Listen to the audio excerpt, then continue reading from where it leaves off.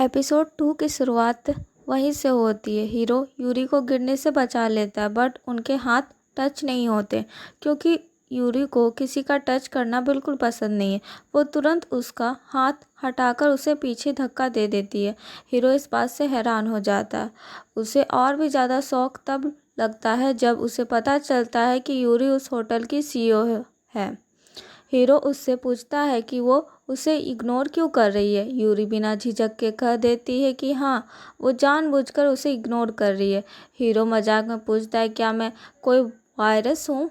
इस पर यूरी उसे याद दिलाती है कि उनकी पहली मुलाकात कितनी बुरी थी और गंग यूके ने उसके साथ कितना रूड बिहेव किया था। गंग यूके भी उसे याद दिलाता है कि उसने भी पहली मुलाकात में उसे लात मारी थी।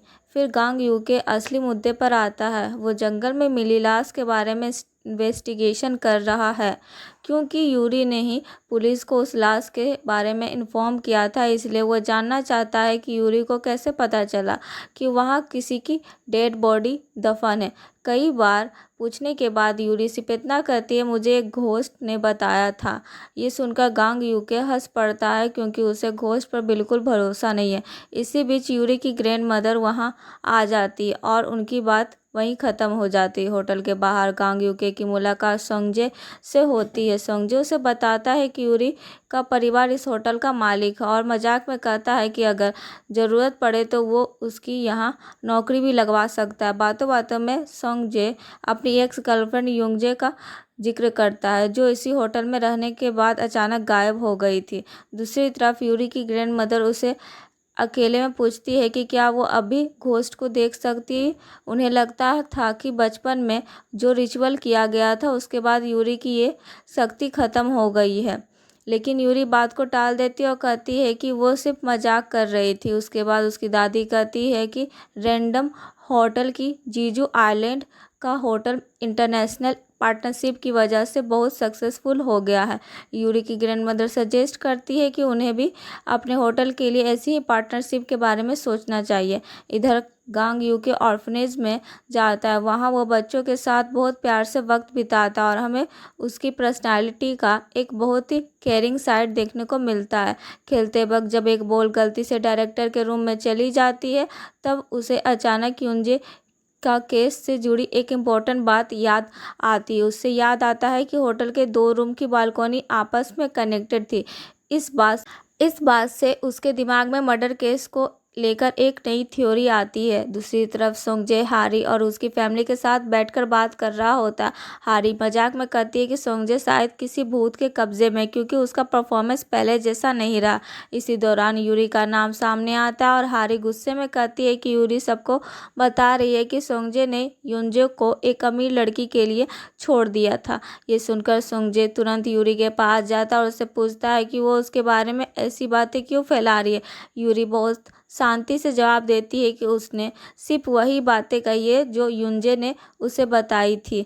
यूरी को वो दिन याद आता है जब युंजे होटल में बहुत खुश होकर आई थी। उसने एंगेजमेंट रिंग पहनी हुई थी और वो अपनी शादी और फ्यूचर के अपने यूरी को बता रही थी, लेकिन अगले दिन ही सब कुछ बदल गया। युंजे ने बताया कि सोंगजे ने अचानक उससे ब्रेकअप कर लिया और किसी दूसरी लड़की को डेट करना शुरू कर दिया। सबसे हैरानी की बात ये थी कि युंजे प्रेग्नेंट भी थी। प्रेजेंट में वापस आकर सोंगजे तुरंत कहता है कि वो बच्चा उसका नहीं था। यूरी उसकी बात सुनकर कहती है कि सबसे बेहतर यही होगा कि तीनों लोग मिलकर आपस में बात कर लें।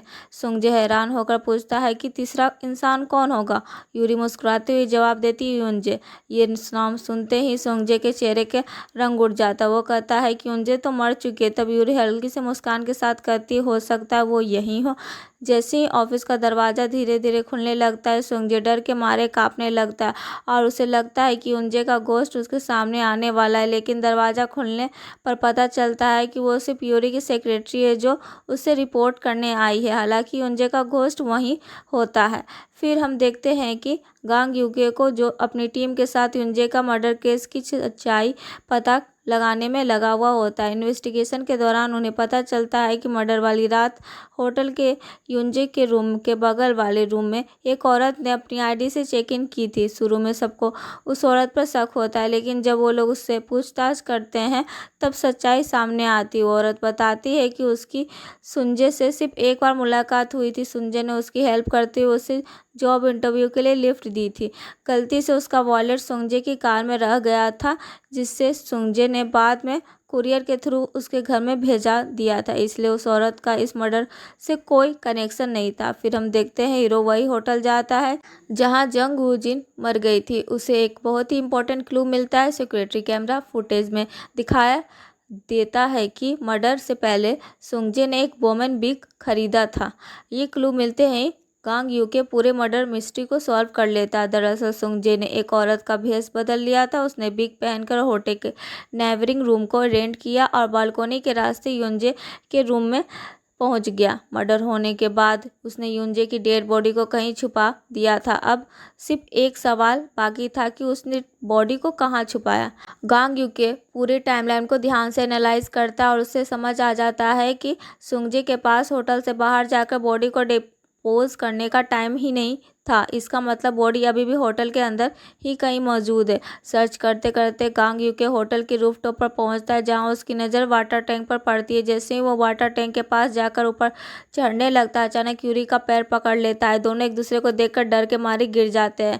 फिर कुछ देर बाद गांग यू के वाटर टैंक को खोलता है और उसके अंदर युंजे की डेड बॉडी मिल जाती है। इसके बाद हमें फ्लैशबैक दिखाया जाता है उस रात का, जब युंजे ने सोंगजे को बताया कि वो उसके बच्चे की मां बनने वाली है। तब सोंगजे ने सच बता दिया कि वो किसी और लड़की से प्यार करता है और युंजे को छोड़ना चाहता है। ये सुनकर युंजे उसे रोकने की कोशिश करती है और उसका हाथ पकड़ लेती। दोनों के बीच थोड़ी धक्का मुक्की होती है और सोंगजे उसे जोर से धक्का दे देता है। युंजे नीचे गिरकर अपने सर पर चोट लगा बैठती है और उसकी मौत हो जाती है। अपनी गलती से घबराकर सोंगजे युंजे की बॉडी को होटल के वाटर टैंक में छुपा देता है और सबूत मिटाने की कोशिश करता है। बाद में सोंगजे जब हारी के साथ स्पोर्ट कंपटीशन की जीत सेलिब्रेट कर रहा होता है, तभी पुलिस वहां पहुंच जाती है। गांग यू के अरेस्ट वारंट लेकर आता है और युंजे के मर्डर के आरोप में सोंगजे को गिरफ्तार कर देता है। फिर गांग यू के यूरी को कॉल करके केस सॉल्व करने में मदद करने के लिए थैंक यू कहता है और एक बार फिर पूछता है कि उसे कैसे पता था कि बॉडी कहाँ छुपाई हुई है, लेकिन इससे पहले यूरी जवाब दे पाती, हारी गुस्से में वहां आ जाती और यूरी पर अपने एंगेजमेंट तोड़वाने का इल्ज़ाम लगाती। यूरी माफ़ी मांगने से मना कर देती और कहती है कि उसे तो थैंकफुल होना चाहिए कि शादी से पहले उसे पता चल गया कि सुंगजे एक मर्डरर है। अगर शादी के बाद सच सामने आता तो उसकी पूरी ज़िंदगी बर्बाद हो सकती है।